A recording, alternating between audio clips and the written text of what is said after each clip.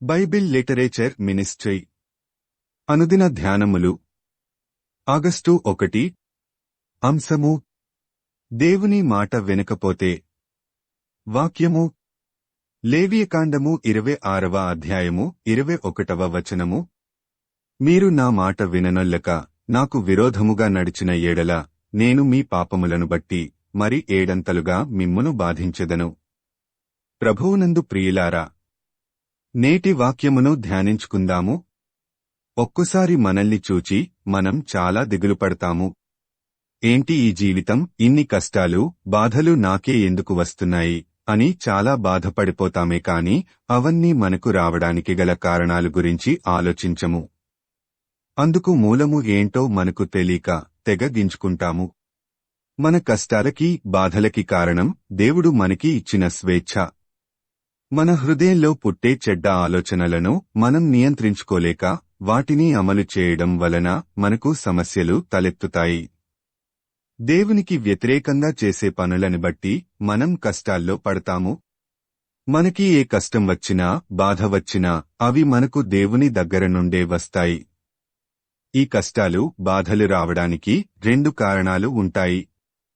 ఒకటి, దేవునికి అవిధేయతగా జీవిస్తూ మనం చేసే పాపాలకు శిక్షగా వస్తాయి.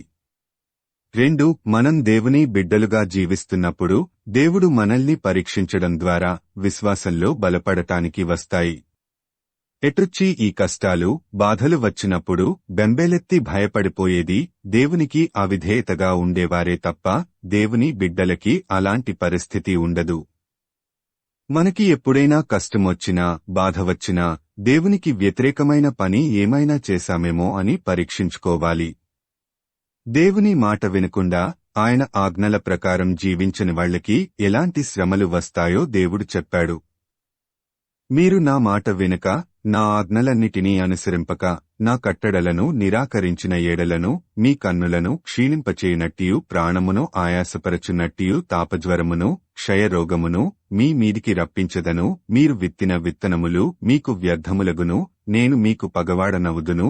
మీ శత్రువుల ఎదుట మీరు చంపబడెదరు. లేవియకాండము 26:14-17 వరకు.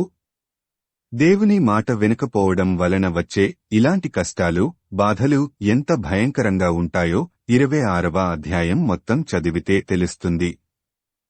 ఈ భూమి మీద జీవించే తాత్కాలికమైన జీవితమంతా ఇలాంటి శ్రమలతో జీవిస్తే ఇంక దేవుడిచ్చిన ఈ విలువైన జీవితానికి అర్థం ఏముంటుంది? నా మాట విను అని మన పిల్లలతో మనం ఎందుకు చెప్తాము? వాళ్ల భవిష్యత్ బాగుండాలనే కదా. దేవుడు కూడా నా మాట వినండి అని మన భవిష్యత్ బాగుండాలనే చెప్తాడు తప్ప మనం కష్టాలు బాధలు పడాలని కాదు.